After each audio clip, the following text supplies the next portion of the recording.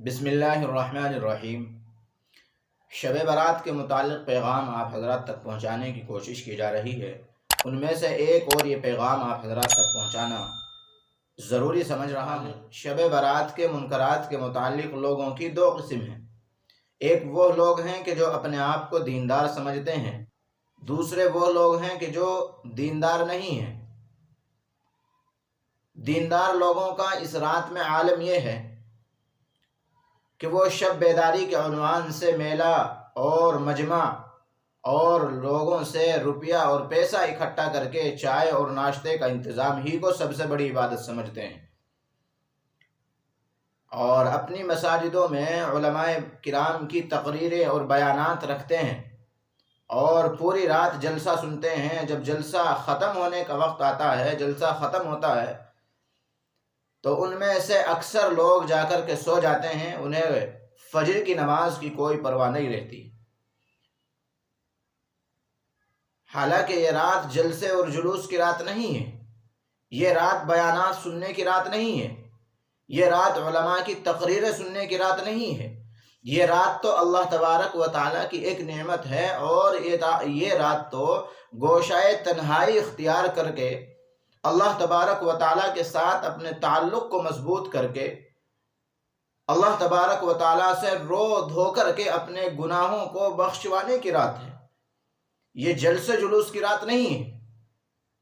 کہ دیندار لوگ اپنا سارا کا سارا وقت جو ہے جلسے جلوس میں نکال دیتے ہیں۔ یہ تو شیطانی ایک چال ہے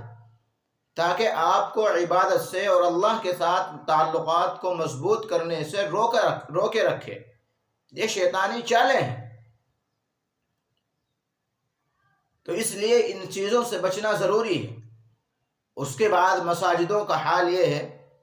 کہ مساجدوں میں جو ہے ضرورت سے زیادہ روشنی کا انتظام کیا جاتا ہے، چراغوں کو جلایا جاتا ہے اور ضرورت سے زیادہ روشنی کا انتظام کیا جاتا ہے۔ حالانکہ جو راتیں فضیلت کی ہیں، جن میں شب قدر ہے، شب برات ہے، ان راتوں میں ضرورت سے زیادہ روشنی کا انتظام کرنا یہ مکروہ ہے۔ علماء نے اس کو بدعت اور ناجائز قرار دیا ہے۔ چنانچہ مشہور فقیہ علامہ ابن عابدین رحمۃ اللہ علیہ فرماتے ہیں کہ اکثر شہروں میں جو یہ رواج ہو چکا ہے کہ مساجدوں میں متبرک راتوں میں، مخصوص راتوں میں چراغاں جلائے جاتے ہیں، ضرورت سے زیادہ روشنیوں کا انتظام کیا جاتا ہے، یہ ناجائز ہے، اور اس کے اندر بہت سی خرابیاں ہیں۔ مثلا سب سے پہلی خرابی یہ ہے کہ آتش پرستوں یعنی جو لوگ آگ کی پوجا کرتے ہیں ان کے ساتھ مشابہت ہوتی ہے، اور نمبر 2 بلا وجہ مال کو ضائع کرنا ہوتا ہے، اور نمبر 3 بیہودہ لوگ اور بچے مساجدوں میں آ کر شور و شعب کرتے ہیں، جس کی وجہ سے مساجدوں کی بے حرمتی ہوتی ہے۔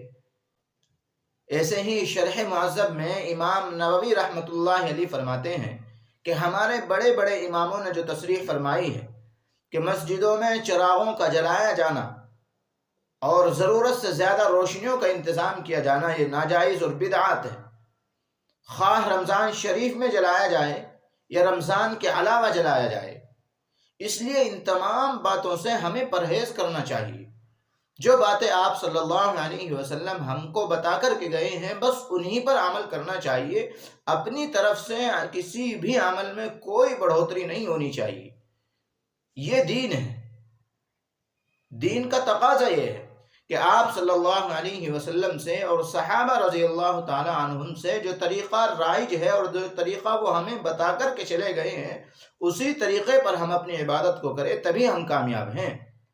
ایسے ہی کچھ لوگ سوال کرتے ہیں کہ جی اگر اجتماع کا اہتمام نہ کیا جائے بلکہ ایسے ہی تنہا مساجدوں میں عبادت کر لی جائے تو کیا یہ جائز ہے؟ تو جواب یہ ہے کہ جائز ہے، لیکن اس میں بھی میرے عزیزو افضل یہی ہے کہ نوافل جو عبادتیں ہوتی ہیں وہ اپنے گھروں پر انجام اگر دی جائیں تو ان میں زیادہ ثواب حاصل ہوتا ہے، زیادہ ثواب کے مستحق ہوتے ہیں۔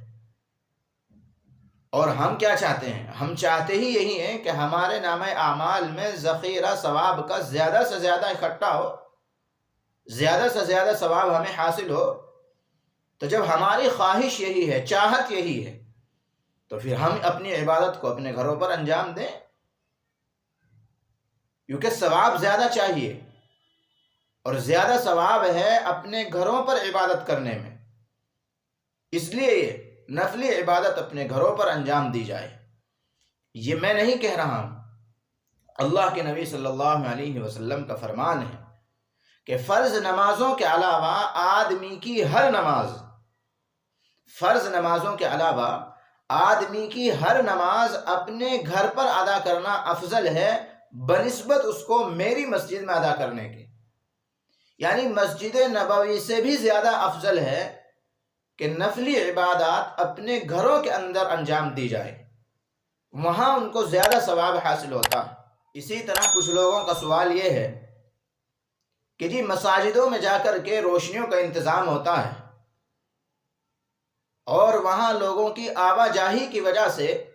نیند پر قابو پانا آسان ہو جاتا ہے، اور گھروں پر رہ کر کے اگر ہم عبادت کرتے ہیں تو نیند آنے لگتی ہے، نیند کا غلبہ ہو جاتا ہے، اور مساجد میں چونکہ نیند پر قابو پانا آسان ہو جاتا ہے اس لیے ہم وہاں عبادت کر لیں، تو ان کا یہ عذر بھی قابل قبول نہیں ہے، ان کا یہ عذر صحیح نہیں ہے، اس لیے کہ اپنی خواہش کو پورا کرنے کے لیے اور اپنے شوق کو پورا کرنے کا نام دین نہیں ہے۔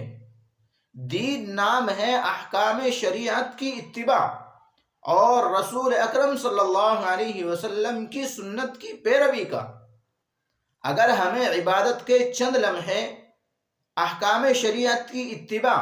اور سنت رسول اللہ صلی اللہ علیہ وسلم کی اتباع کے مطابق ہمیں میسر ہو جائے تو وہ چند لمحے ہمارے لیے کافی ہیں،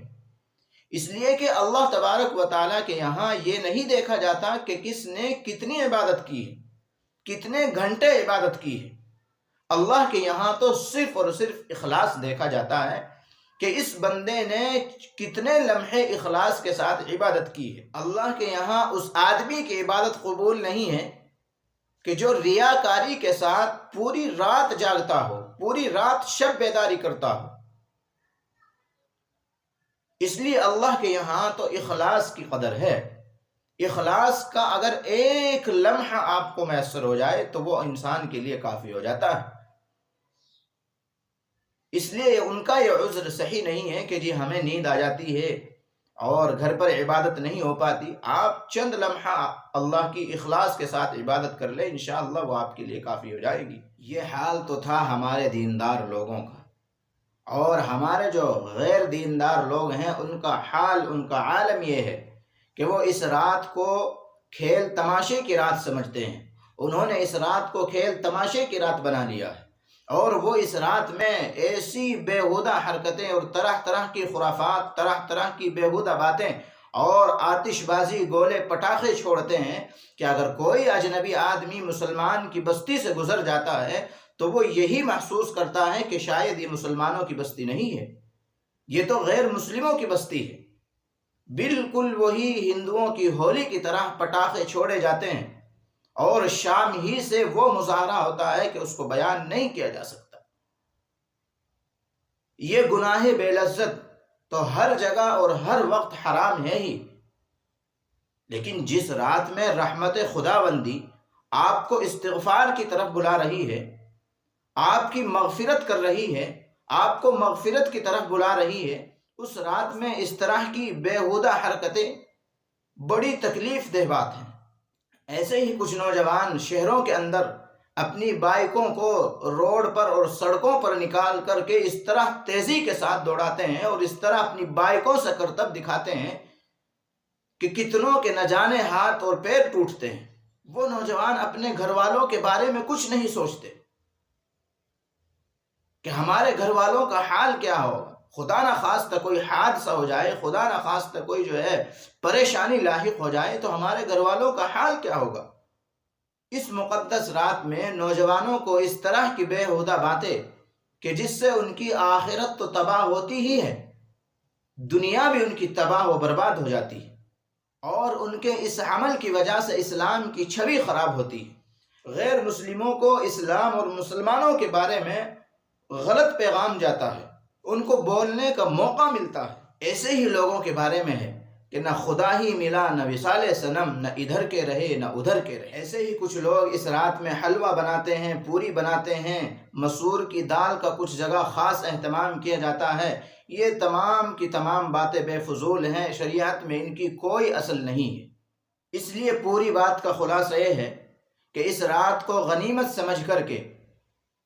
اور اس رات کے منکرات و بدعات سے اپنے آپ کو محفوظ کر لیا جائے، اس لیے کہ اس طرح کی راتیں ہمیشہ میسر نہیں ہوا کرتی، اور کم از کم خود کو اور اپنے اہل و عیال کو، اپنے بچوں کو ان تمام گناہوں سے کہ جو اس رات میں ثواب سمجھ کر کے کی جاتی ہیں، ان گناہوں سے بچا لیا جائے۔ اسی طرح وہ لوگ کہ جو ان کی اس رات میں مغفرت نہیں ہوتی ہے، ماں باپ کا نافرمان ہے، شراب پینے والا ہے، رشوت اور سود کھانے والا ہے، ٹخنوں سے نیچے جس کا پائجامہ ہو، اسی طرح رشتے ناتوں کو توڑنے والا ہے، تعلقات کو ختم کرنے والا ہے، ان کو بھی اپنی اصلاح کی فکر کرنی چاہیے۔ اللہ تبارک و تعالی اس رات کے طفیل تمام کے تمام مسلمانوں کی مغفرت فرمائے، اور ان خرافات سے بچا کر اپنی مرضیات پر چلنے کی اللہ مجھے بھی اور آپ کو بھی توفیق عطا فرمائے۔